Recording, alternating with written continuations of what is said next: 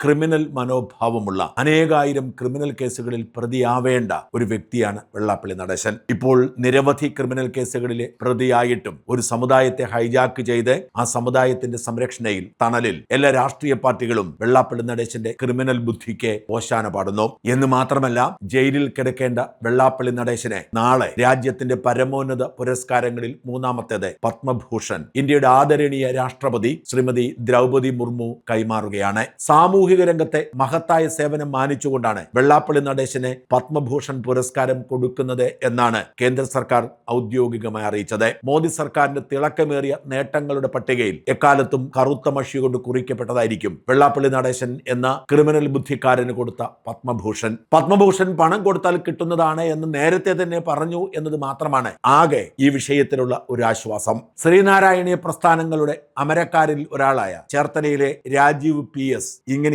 എഴുതിയത്: ഈ കൊടുംപാതകത്തിന് ഞങ്ങൾക്ക് പങ്കില്ല. ശ്രീനാരായണ ഗുരുദേവന്റെ കസേരയിൽ ഇരുന്നു കൊണ്ട് ഏറ്റവും അധികം ഗുരുനിന്ദ നടത്തിയ ഒരു മഹാപാപിക്ക് ഇന്ന് കേന്ദ്ര സർക്കാർ രാജ്യത്തെ പരമോന്നത ബഹുമതികളിൽ ഒന്ന് സമ്മാനിക്കുകയാണ്. എന്നാൽ ഈ മഹാപാപത്തിന് സംസ്ഥാന സർക്കാരിന്റെ പിന്തുണയോ ശുപാർശയോ ഇല്ല എന്ന് കാണിച്ചുകൊണ്ട് സംസ്ഥാന സർക്കാർ എനിക്ക് നൽകിയ കത്ത് ചുവട് ചേർക്കുന്നു. വെള്ളാപ്പള്ളിയുടെ സകലവിധ തട്ടിപ്പുകൾക്കും ക്രിമിനൽ കുറ്റങ്ങൾക്കും ഒത്താശ ചെയ്തു കൊടുത്ത പിണറായി സർക്കാർ പോലും ഇത്തരമൊരു കൊടുംപാതകത്തിന് മുതിർന്നിട്ടില്ല എന്ന് ഓർക്കണം. അപ്പോൾ ഇതിന്റെ മുഴുവൻ പിന്നിൽ BJP സർക്കാർ മാത്രമാണെന്നല്ലേ? കാശു കൊടുത്താൽ ഏതു പട്ടിക്കും കിട്ടുന്നതാണ് ഈ പത്മഭൂഷൺ എന്ന് പരസ്യമായി അവഹേളിച്ച ഒരു വ്യക്തിക്ക് തന്നെ ഇത് നൽകുകയും അദ്ദേഹത്തിന് ഇത് നൽകുവാനുള്ള യഥാർത്ഥ മാനദണ്ഡം വ്യക്തമാക്കാതിരിക്കുകയും കൂടി ചെയ്യുമ്പോൾ കേന്ദ്ര സർക്കാർ പണം വാങ്ങിക്കൊണ്ടാണ് ഈ അവാർഡ് നൽകുന്നത് എന്ന് തന്നെയല്ലേ? ഇത് സംബന്ധിച്ച് നിരവധി പരാതികൾക്കും കോടതി ഉത്തരവുകൾക്കും കേന്ദ്ര സർക്കാർ മറുപടി നൽകിയിട്ടില്ല എന്നുകൂടി ഓർക്കണം. ഏതായാലും ശ്രീനാരായണ ഗുരുദേവനെയും മുൻപ് ഇത്തരം അവാർഡുകൾ നേടിയ മഹാരഥന്മാരെയും എല്ലാം ഒരുപോലെ അപമാനിച്ച കേന്ദ്ര സർക്കാർ ഇതിന് കണക്ക് പറയേണ്ടി വരുമെന്ന കാര്യത്തിൽ യാതൊരു സംശയവുമില്ല. യഥാർത്ഥത്തിൽ